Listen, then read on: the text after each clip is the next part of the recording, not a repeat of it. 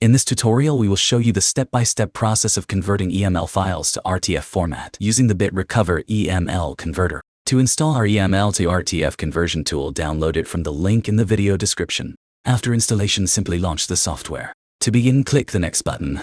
This tool provides users with Select File or Select Folder options. Users can choose either one of the available options.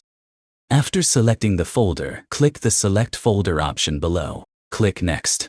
Check on checkbox to select individual files or an entire folder that you want to convert. Click Next. Select a saving option allows you to save the file in your desired format for conversion. Let's select RTF option for this tutorial. The destination path section allows you to specify the destination folder where the selected file will be exported. Save converted messages in same source folder option, when enabled, will save the converted files in the same folder as the source files. The file naming option allows users to select a name format for the output file when converting it.